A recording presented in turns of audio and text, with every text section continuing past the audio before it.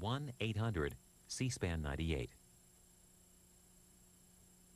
Next, political historian David Gress and his book, From Plato to NATO, The Idea of the West and Its Opponents. It provides an intellectual history of Western civilization, from the origins of the West to the status of Western civilization in the modern world. Mr. Gress spoke about his book earlier this month at the Intercollegiate Studies Institute in Wilmington, Delaware. Too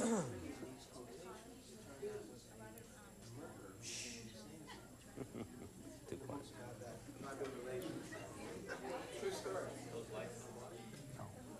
Good afternoon, ladies and gentlemen. My name is Gary Gregg, and it is a great pleasure to welcome you all to FM Kirby campus, the home of the Intercollegiate Studies Institute. ISI, as it's traditionally been known, was founded in 1953 to further in a successive generation of college students a better understanding and appreciation of the economic, political, and ethical values that sustain a free society. Its national program of journals, newspapers, books, pamphlets, study guides, conferences, student discussion clubs, and college lectures allow ISI to reach literally tens of thousands of students every year across the nation. Two of ISI's journals, Campus, American Student Newspaper, and the Intercollegiate Review, a journal of scholarship and opinion, are available to all students and teachers who request their complimentary subscription. With the abandonment of the integrated core curriculum on most college campuses, and with the triumph of career education or practical training over the traditional liberal arts, and with the hostility and scorn that is often heaped upon Western civilization by college faculty, ISI has increasingly found it necessary to provide direct educational opportunities for students and teachers that are interested in exploring the tradition of the West. One of the men who has done the most to remind us of that Western tradition over the last few years is David Gress. Thanks to the assistance of the Foreign Policy Research Institute and the generosity of the Curran Foundation in Wilmington, Delaware, ISI is pleased today to host this luncheon in honor of Dr. Gress. Born of Danish-American parents, David Gress studied classics at Cambridge and has a PhD from Bryn Mawr College in medieval history. He is currently the co-director of the Center for Studies on America and the West at FPRI in Philadelphia. He is the author of a number of works published both in Danish and English, and we are very pleased today to have him to speak on his latest book, From Plato to NATO, The Idea of the West and Its Opponents. The book is really a sweeping history of Western civilization, and it has much to teach, I think, both the opponents and the defenders of the tradition of the West. And I think both are going to find a lot of surprises in this book, and I'm sure in his talk today. In the end, From Plato to NATO is a call, it seems to me, for the modern world to remember and then revitalize the roots of Western civilization that he finds in what he calls in the book the Old West. Now, on behalf then today of the Intercollegiate Studies Institute, it is a great pleasure to ask you to welcome with me Dr. David Gress.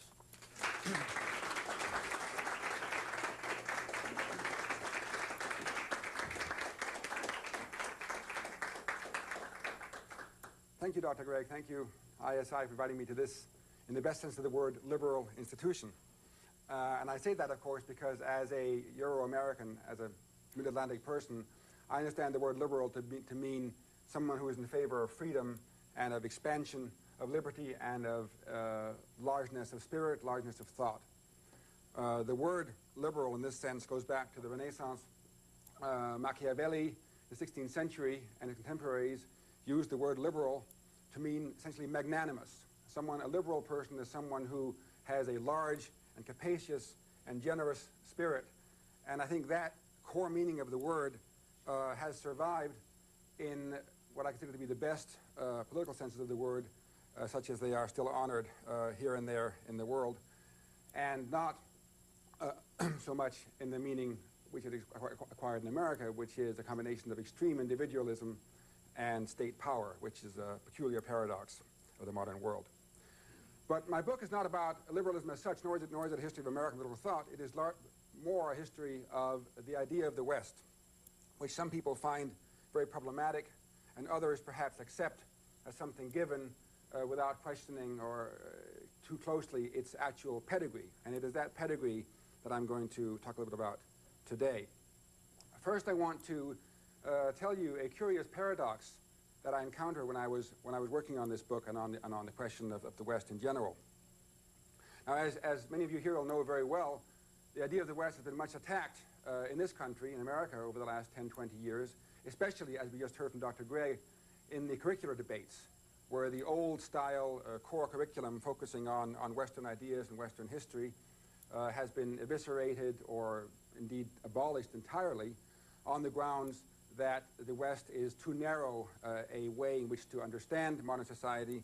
Western traditions are either bad, evil, because tainted by atrocities, by slavery, by exploitation, whatever, or they're simply inadequate for the contemporary multicultural world, we are told.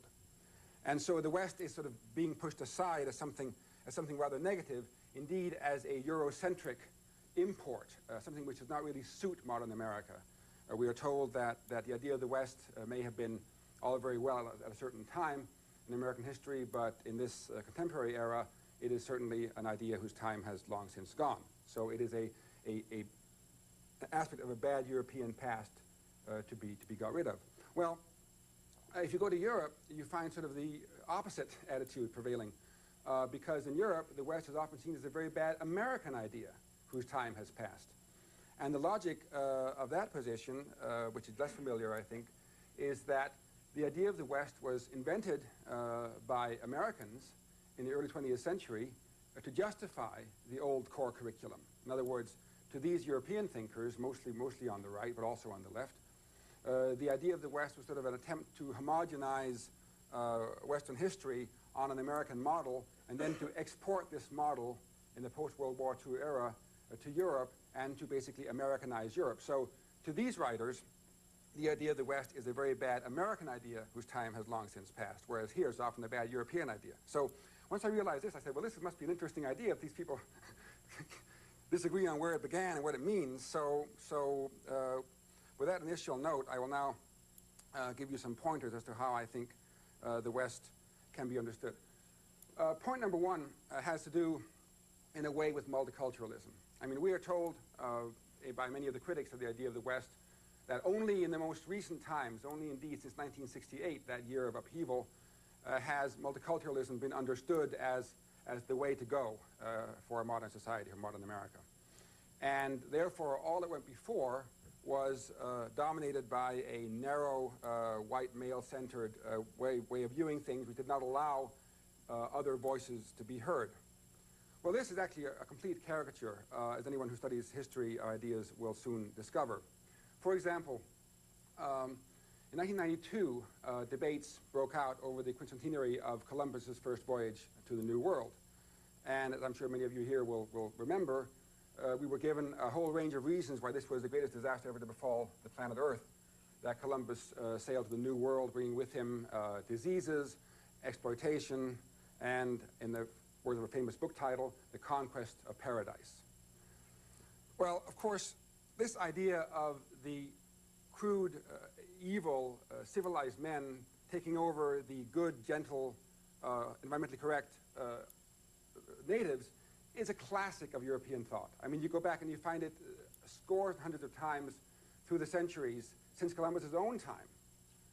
So the idea of criticizing the explorations on the grounds that they were uniquely evil, and we only know this now, is not true. In fact, as early as 1539, not long after Columbus's own time, great debates were held in Spain among lawyers and theologians on the justification of the conquest of the Americas, in which it was not at all clear that the right of conquest found a very favorable hearing. And I'll just give you one snippet of that to illustrate the sort of the range of opinion in this supposedly uniform past. In 1551, two Dominican friars debated the right of conquest of the New World at the University of Salamanca in Spain. And on the one hand stood those who argued, or the friar who argued, that Spain had indeed the right of conquest of the New World because the New World was primitive, it was open, it was available, and also because the natives of the New World were not developed. They had no inherent right to freedom because they were not evolved enough. And furthermore, they committed atrocities. I mean, the Aztec Empire, human sacrifice was widespread, indeed massive. And this was then used as an argument that certainly people who live in such a way are clearly subject to conquest and to these practices being stopped. Well, the contrary position, which I think is more multiculturalist than almost anything that you'd hear today, was put by Bartolomé de las Casas, a famous name in the annals of human history, who argued that, to the contrary, the American Indians had every right to be safe in their land, their possessions, despite their cannibalism and human sacrifice. And his argument was as follows. He said, well, to these people, human sacrifice is an important part of their religion. It is an important part of their sense of who they are. And it is, moreover, the law of the land, the law of the Aztec Empire, the law of the land in Mexico, that one should sacrifice to the gods. This was their subjectively true belief that this was important. And therefore, one could not go in and stop them from doing so, because since they were convinced that they were serving the cosmic order by these sacrifices, others had no right to deny them this privilege of sacrifice. Now, this strikes me as a fairly strong multiculturalist statement. I don't think there are many people today who would go out and argue, even on that side of the spectrum, that cannibalism and human sacrifice should be accepted because it is simply the way those people do things. And that is the way they understand the universe. So if you want serious multiculturalism, go to 1551. That's a stronger position than I think you would find today. Well, the idea of the West then has been, I think, caricatured as a series of inferior practices now superseded by superior practices, which is not the case. And this caricature took a special speed in the late 1980s. I just remind you of a couple of the episodes of that time. In 1986, the writer Alan Bloom came out with his massive critique of American higher education, the closing of the American mind, signaling that at least in his view, something was quite wrong with the way the West was being taught and the West was being presented in higher education. Not long after, in a famous episode, the students of Stanford University, led by the Reverend Jesse Jackson, chanted, "Hey, hey, ho, ho, Western Civ has got to go," as part of an onslaught on what was left by then of the Stanford University core curriculum. So something was very wrong, clearly, sort of within the West sense of self-identity. But at the same time, we had 1989, from the pen of Francis Fukuyama, an argument that completely ignored and indeed did not even stoop to consider these domestic troubles. The end of history argument, saying, as you'll recall, that democracy and free markets not only had come into existence in the European Enlightenment, 18th century, had proved themselves successful, had proved themselves desirable, proved themselves effective at raising liberty and prosperity, and were therefore so obviously true and good that they could not fail to spread across the whole world in some future time.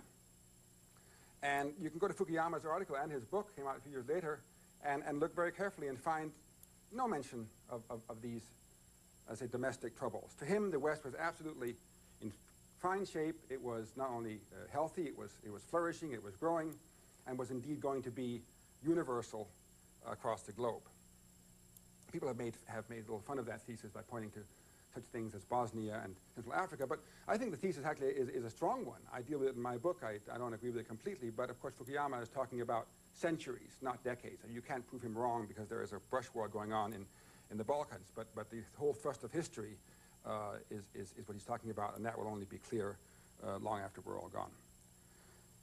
Well, clearly, if the West, on the one hand, could be so contested and so argued over and so attacked on the one hand, on the other hand, so successful in winning the Cold War and expanding, was there any West there?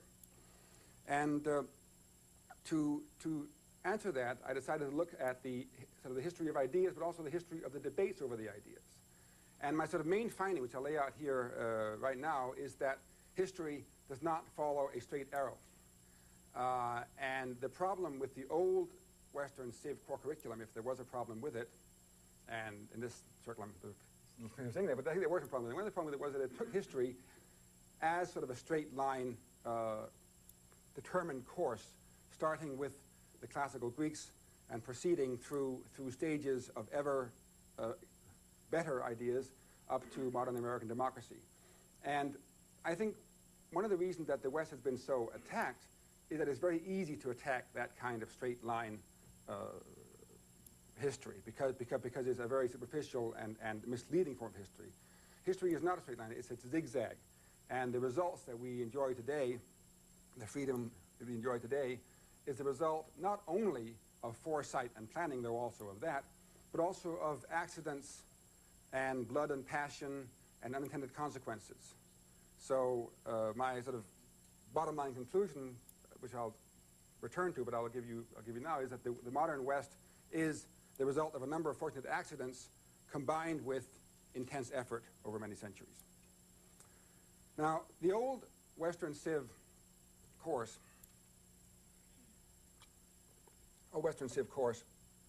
which I carried here in my title, did indeed begin with the ancient Greeks. And it's to them that I want to devote a few remarks, partly because I'm an old classicist and also because I think it is very interesting. Because my book argues that the West does not begin with the ancient Greeks, but it also argues that a large part of the West does come from the ancient Greeks. The question is what part and how do the Greeks, who remain very, very important and very full of inspiration, actually differ from what later became the West. And one starting point for that investigation is another famous book by Martin Bernal, Black Athena, which came out also about 10 years ago, 12 years ago, in the late 80s. And as you'll recall, Martin Bernal argues in that book that the classical Greeks were primarily African and Near Eastern, and that therefore the great things that we attribute to Greek civilization were primarily the creation of Africans and Near Easterners. But it's a very funny argument when you think about it, because Martin Bernal is writing to an audience that does not approve of the West. And so to explain that the first Westerners, as he sees them, namely the Greeks, were actually, as it were, non-Western, is sort of pointless, since the West as a whole is bad. If the West is so bad, why should we want to have the Greeks why should we learn about them? Because there really isn't any point. So there's something ironic, something funny about this whole line of argument. But his conclusion was that we should understand that the West really comes out of Africa and out of the Near East. And I keep saying those both things, but of course he really means Africa. If you look at his book carefully, the Near East, which is sort of in there for cover, but he doesn't really go much into that. And the irony of that is that no scholar today doubts that Greek civilization owes a great deal to the Near East, to Babylonia, to Anatolia, to Eastern societies, but nothing much to Egypt. So there's a kind of a bait and switch going on in his argument, because he takes what scholars agree on and then says, oh yes, but it also applies to Africa. But that's another discussion. There are two episodes about the Greeks that I want to mention here, because they illustrate first what I think the West does owe to Greece, and also sort of what it does not owe to Greece. And the one that it does owe to Greece is a passage that I use from Herodotus, the historian, so-called father of history, which has to do with the Persian War, the invasion of Greece by the Persians in 480 BC. And Herodotus was writing some decades after that event, and undoubtedly was sort of making up much of his story, but the basic bare bones of the story are probably fairly accurate. The Persian army comes out of the Persian Empire, marches across Anatolia and into Europe. And once on landing on the European side of the waterway there, the Hellespont, the Persian king holds a muster of this army. And Herodotus describes how this vast host parades before the king, and there are contingents after contingents. And he describes how there are Arabs with camels, Ethiopians, Medes, Persians, Indians, all these tribes who later in history have played various roles, are all part of this vast imperial effort each with their own weapons, their own dress, their own equipment, but all marching to the command of one man, namely the Persian great king. Now, watching this display of might is a Greek who is in the Persian entourage because he's hoping to come back to Greece as a Persian follower, a quisling, if you like, and take over power in Sparta, where he was expelled in a coup some years earlier. But even though he is part of the Persian invasion, he is also a Greek.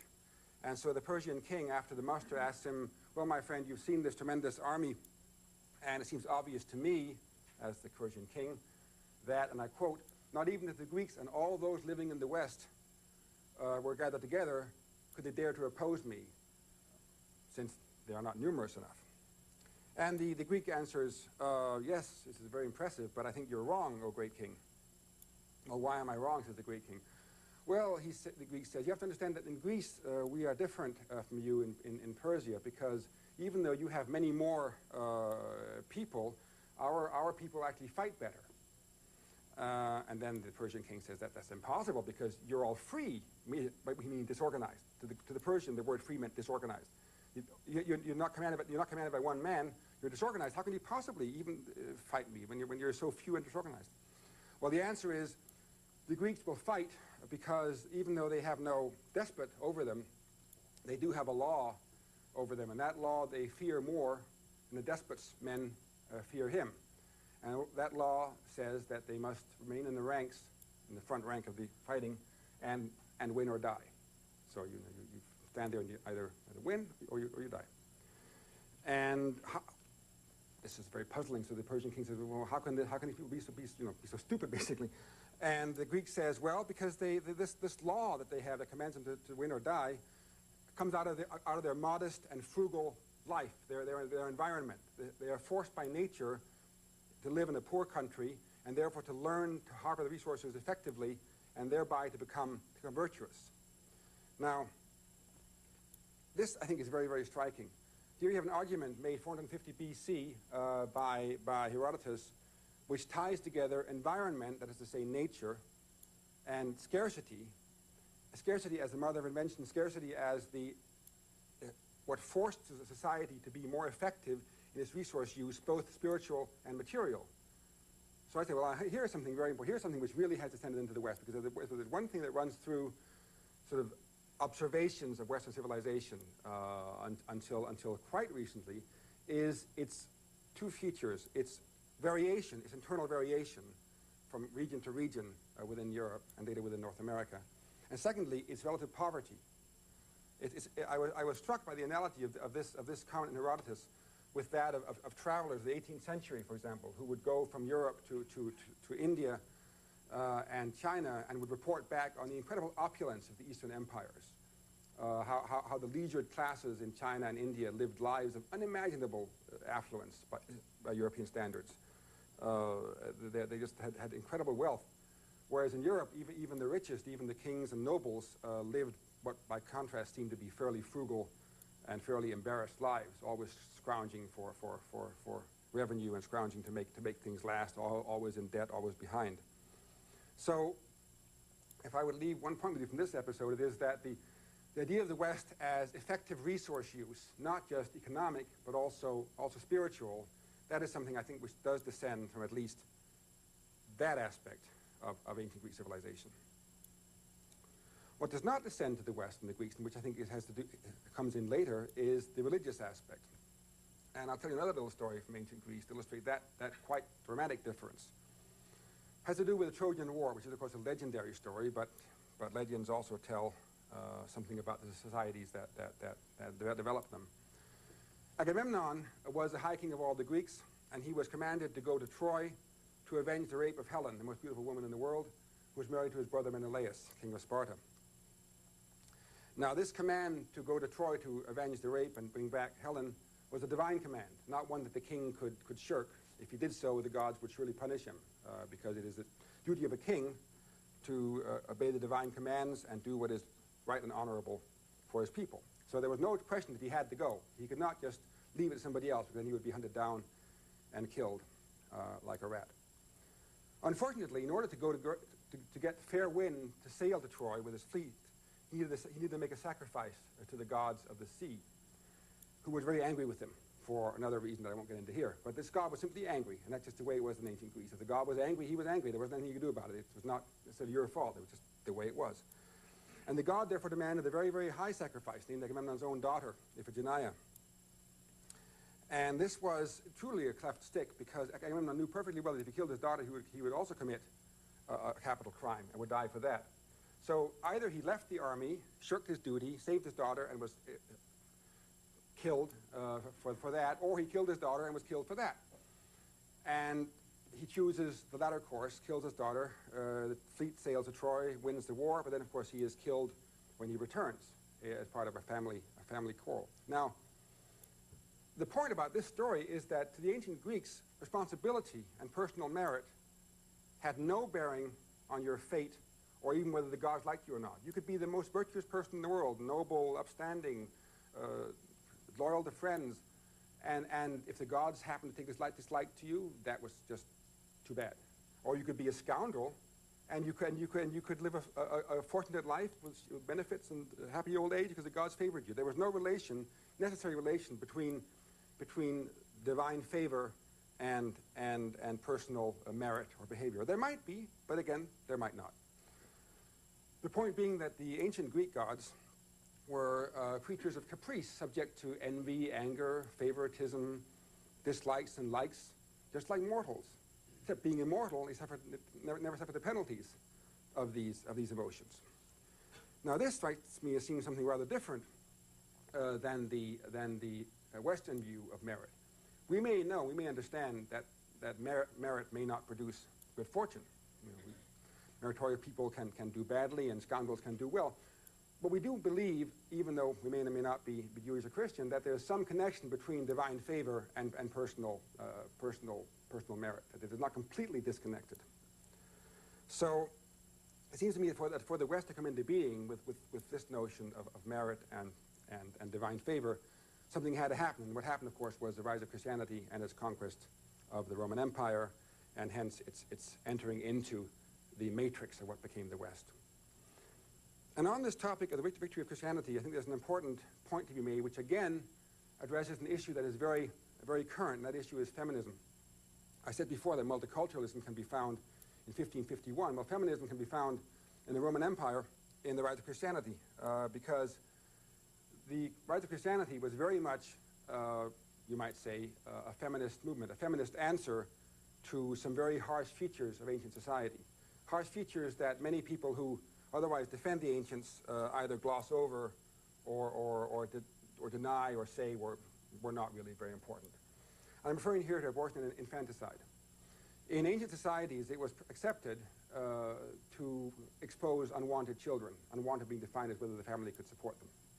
And they made no distinction really at birth. I mean, abortion and infanticide were a continuum, and it was neither better nor worse to kill a child before or after it was born. In fact, after was probably better, because then you could see whether it was a boy or a girl. You see girls you killed more than boys for a reason that I will explain, which is that in ancient society, girls were expensive because you needed to give them dowries when they were married, whereas boys brought in dowry to the family because their wives would bring dowries. So for your average Roman paterfamilias, family strategist, it was far more rational to raise many sons in the hope that they would bring in dowries than to raise daughters, because they would simply cost assets. And consequently, archaeology tells us, the historians tend not to tell us, archaeology tells us that girl children were exposed at a higher rate than boy children, producing some extremely bizarre sex ratios. I mean, we have here, most of us may have heard of Chinese practices in this regard, and how the Chinese sex ratio is becoming rather skewed at the younger cohorts. Well, Roman Empire was far worse. Figures of 1.4 men for every woman have been quoted by historians, which is a fairly extreme ratio, and only explainable by massive exposure of girl infants. Otherwise, you would never achieve these figures. And furthermore, historians, if you look at historians and other sources, you will find that most Roman families of any sort of stature only raised one daughter, because raising more than one daughter was economically irrational. Now, into this matrix, into this fairly harsh, for women, fairly harsh matrix, comes Christianity, which says, as does Judaism, its ancestor, that the killing children is wrong, and that it's against divine law, and that furthermore, in the eyes of God, men and women are equal, and other things fairly unheard of in the classical world, except by a few bizarre philosophers who had no following. And so the vector of Christianity into the Roman Empire was not, as has been argued by some people, through the poor and the oppressed, but through upper-class women who immediately realized, or realized fairly quickly, in fact, within decades of Christianity's origins, that this religion, if adopted by them and their husbands, would put a stop to infanticide and would raise the status of women and the general peaceability of family life, which of course was very harsh. Paterfamilias had the right of life and death over his household. That too was going to go if Christianity were adopted. So I think it's fairly clear, and the historical records now begin to show it, that the rise of Christianity was, in large respects, what you might call a feminist enterprise. That was the second. Classical civilization was the first. Was the second element of what I call the old Western triad. Now the third is a little more unfamiliar to modern audiences, and that's what I call the Germanic idea of freedom. And what that is a certain idea of individual prestige or individual pride or accomplishment that comes out of the Germanic tribes that invaded the Roman Empire and destroyed it in the 3rd, 4th, and 5th centuries AD. Now, the social scientist, philosopher Montesquieu, 18th century, one of the first people to point out this feature. He has a short but very intriguing passage in his book, The Spirit of the Laws, in which he tries to explain the origins of English liberty, the liberty that he found in England as contrasted with his native France. And he notes that in England, certain features exist that aren't found elsewhere in Europe, and one of them is a certain kind of individualism within the context of the family, and the other is a certain balance of powers in society such that people are able to dispose of their wealth and invest their wealth and produce wealth more or less free of interference by the state and more or less in safety and under property rights. Where does this come from, he then asks, and he doesn't really have a long answer, but he sort of concludes saying, well, we go back in history and we find these features in English history as far back as we can go, and they must, therefore, he says, have come from the Germanic forests from which the English people originally came. And this, of course, sounds like a bizarre Enlightenment statement, but actually, if you try to trace this individualism and this respect for property rights, as modern historians have done, you do find that they sort of get lost in the mist of time, and that they may indeed go back in some sense to those early Germanic tribes. This Germanic freedom, however, also had a less pleasing, or to modernize, less pleasing aspects, because the Germanic tribes were warrior tribes, and the idea of freedom that they brought with them was not only an idea of individualism and of perhaps of property rights, but also one of warrior glory and defeating one's enemies. And so this third element of the West entered into a very curious symbiosis with both the classical and the Christian legacy, one of the products of which was the Crusades, and indeed, I think, the whole expansionist thrust of early modern Europe. Because what happened was that the Germanic idea of freedom became interpreted in sort of a Christian framework as the idea of fighting for God. You might say the Christian equivalent of holy war. In fact, if you go back to the Crusades, you find analogies. I wouldn't say they're the same. I would say they're analogous to the Muslim idea of holy war. That is to say, the idea that the highest calling of the man is the warrior, and the highest calling of the warrior is to fight for God, and that fight is basically a military fight and a destruction of the enemies of God. So the Crusades, which are yet another one of the many sins that the West has committed, we are told, I think are understood not as sins or errors, because that in a way is rather tedious, because it's easy to moralize, but as products of a very peculiar symbiosis of some very, very different, distinct elements of culture. So what I argue in my book is that by the late Middle Ages, 10th, 12th, 13th century, you had in Europe what I call this Old Western synthesis of classical, Christian, and Germanic elements. And one of its features was that it was not very stable, because almost immediately you begin to see the first glimmerings of something very different, something moving towards what I call the New Western triad.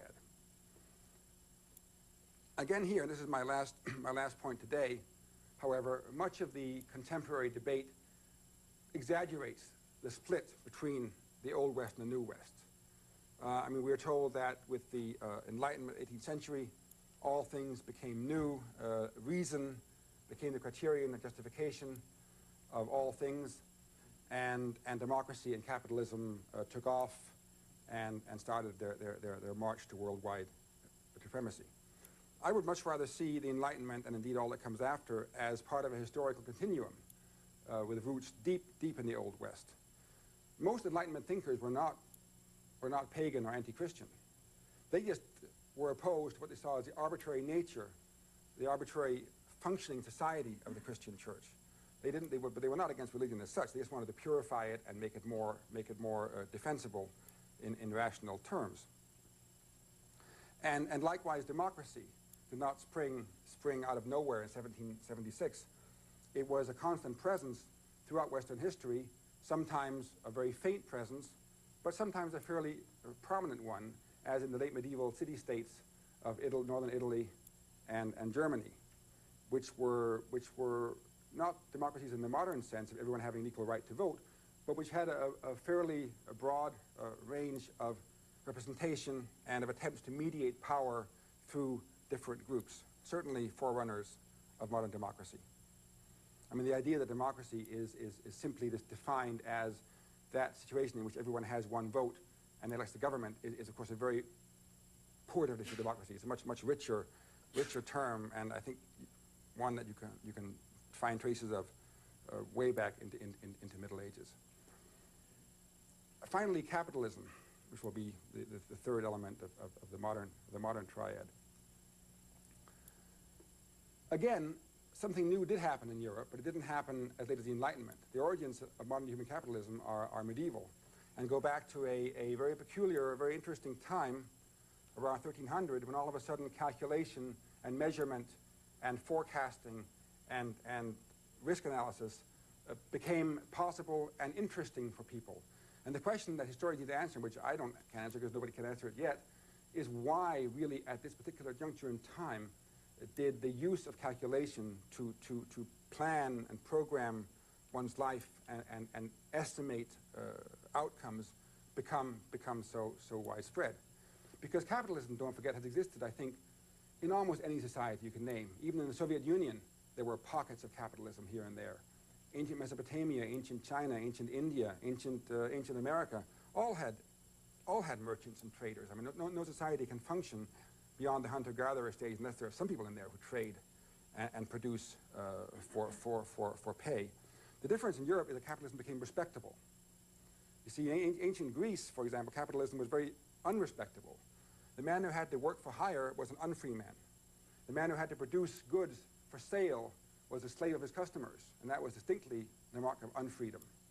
Whereas the free man, the free citizen, was the one who had leisure to do politics all day and all night, and who had slaves to take care of work. Work was frowned upon, and working for hire was frowned upon most of all. That, of course, changes. Again, at some point in those centuries, from the High Middle Ages to the Renaissance, Enlightenment. Somewhere in there you get this gradual change where making money and producing and increasing the wealth of society becomes acceptable, encouraged, and understood. Concluding, of course, in the great philosophers of the Enlightenment, such as Adam Smith and David Hume, who really understood what it is that makes freedom and prosperity coexist and how the one feeds into the other. Time to conclude these remarks. We live in an age of paradox, as I said at the outset. A paradox in which, on the one hand, Western triumphalism, and sometimes a fairly simple-minded triumphalism, sweeps the world.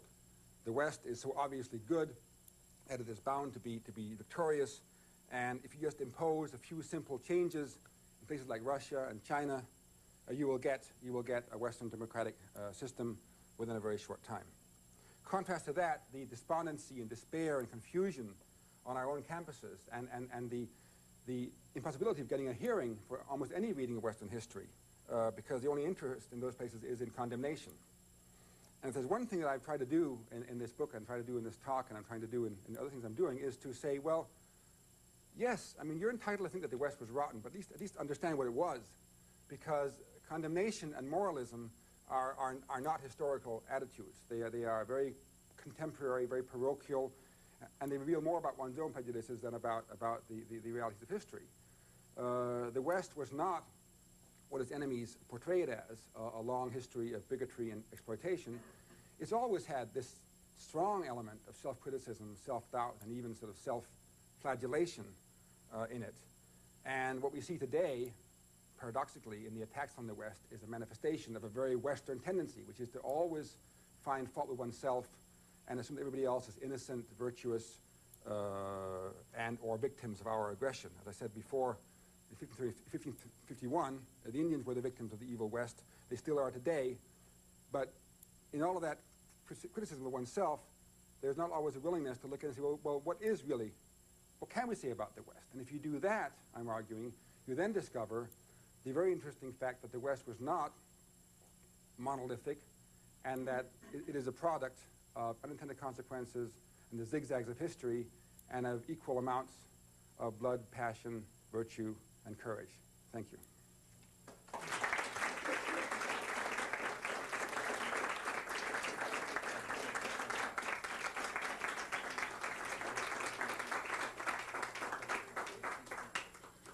Now, there are time for a few questions if anyone wants to ask me anything or pursue points that I've raised. What do you think?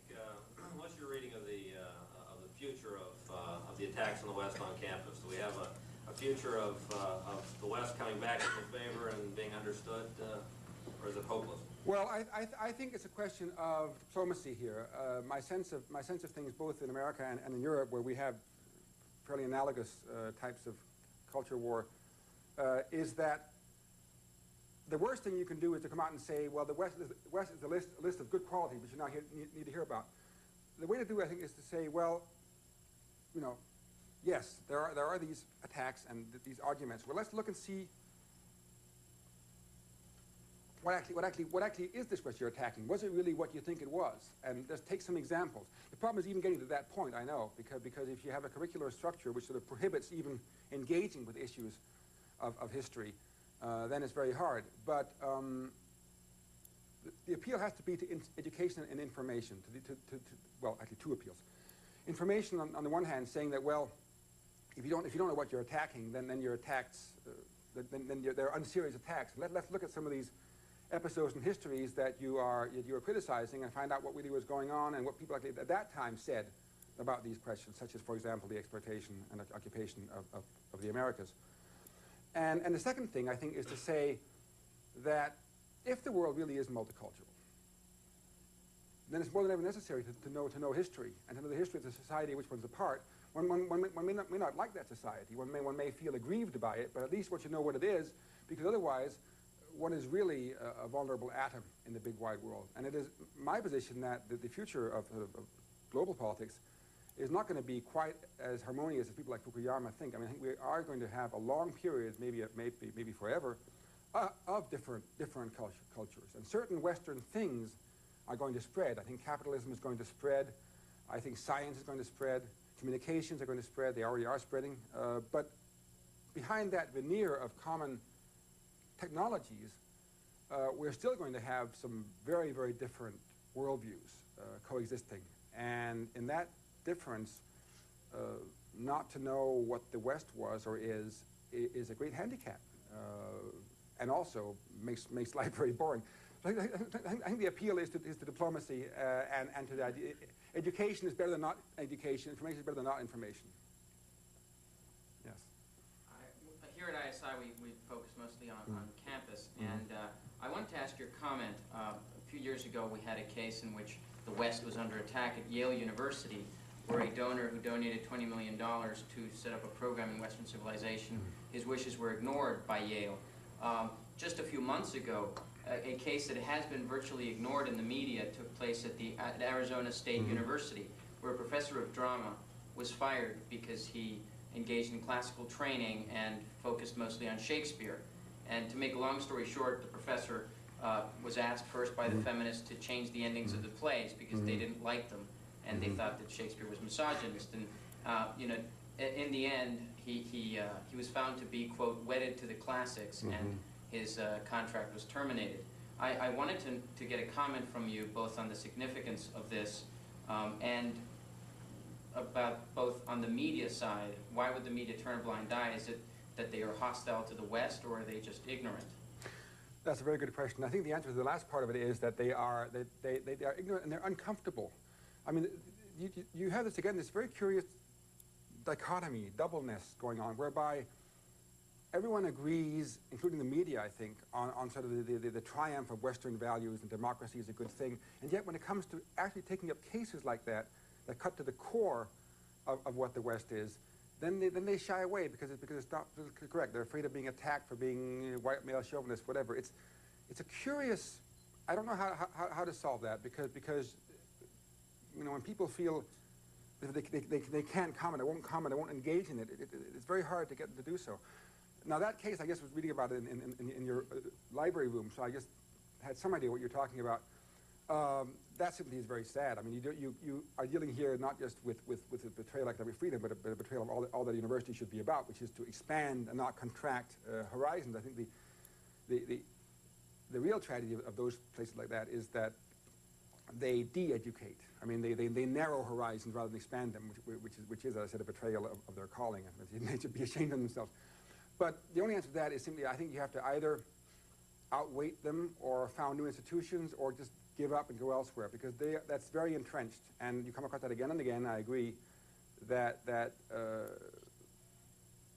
you know, people who are perfectly happy to use the benefit of Western technology, I mean, they would be very upset if you told them that they couldn't be operated for their diseases because that's Western, and who yet in their academic lives, you know, attack much of that legacy. I understand that in that case there were some irregularities that might be able to be used by this person to get his rights, but those cases are very saddening. Do you think this paradox or dichotomy that you mentioned is always going to have an existence in our society, or do you think that one side is going to prevail? And second part, do you think that this multiculturalism is sort of exacting revenge on sort of Western idea that culture is superior or something like that? To both of them, certainly, yes. I think to the first part of the question, will this paradox last? It probably will, because as I said in my remarks, I mean, the West has always had a strong element of self-criticism. I mean, that, in my opinion, was one of its great virtues. It's just that it's gone overboard in our time. But you find, I mean, going back to the Greeks and the Romans in ancient times, self-doubt. Just take Cleopatra. Okay, Cleopatra is a big favorite of the left. And we're told that she was A, African, and B, hard done by. So we go back to the poet Horace, writing in the year she dies. The poet Horace has an ode, which is an ode saying that we Romans were unjust to this noble queen who was morally superior to us. I mean, it's a noble enemy idea, which goes right back to the.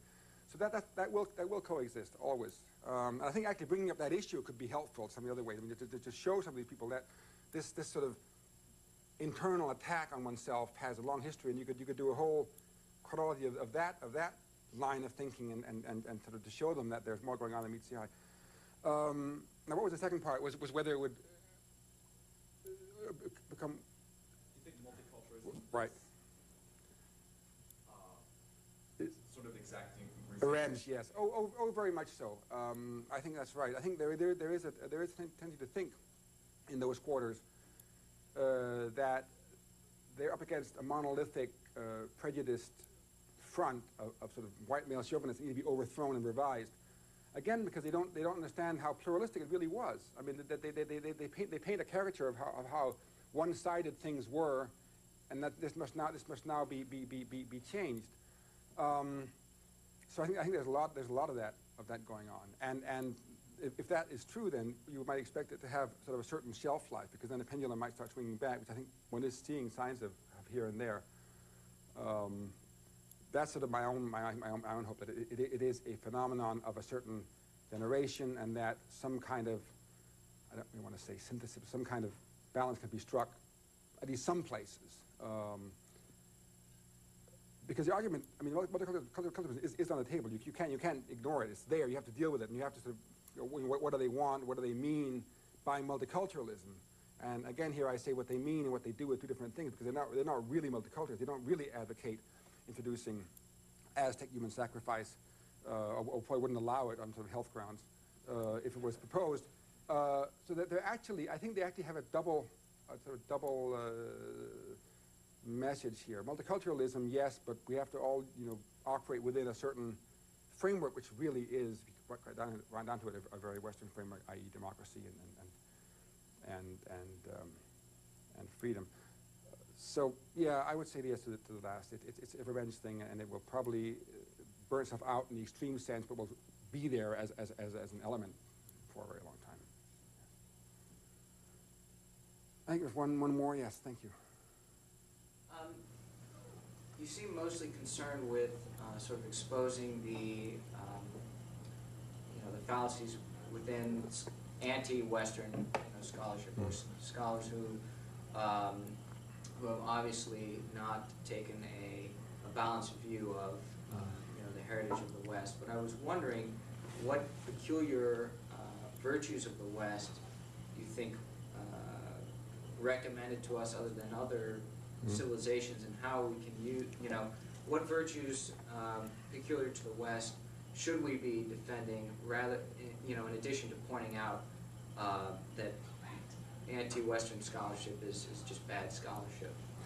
Well, that, of course, is a big question. You can, of course, find answers in my book. I would say, in a very brief nutshell, the virtue of the West, I think, is this combination of liberty and responsibility.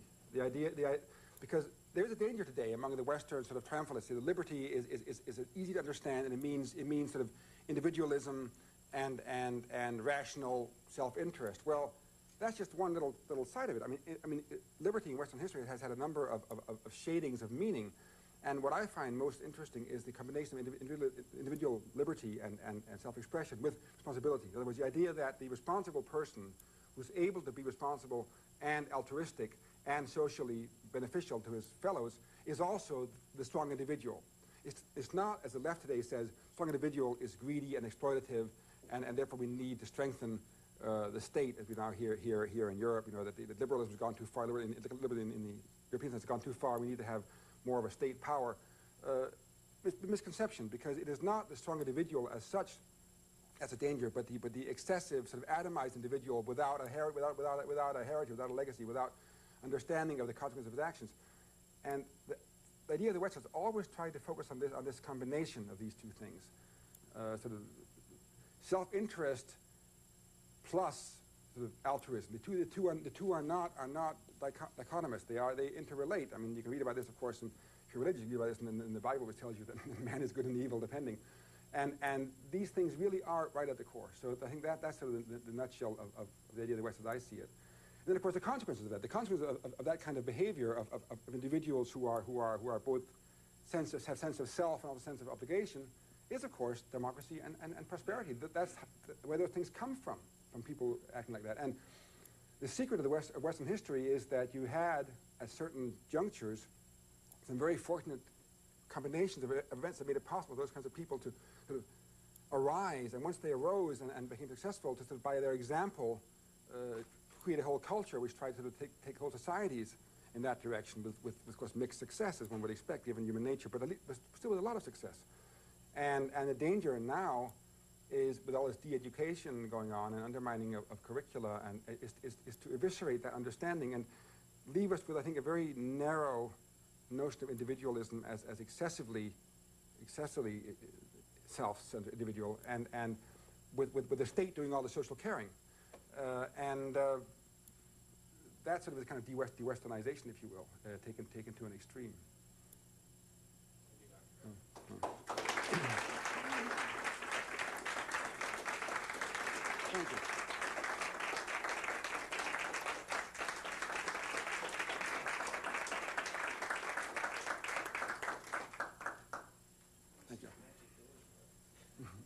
get it endorsement up and down as well.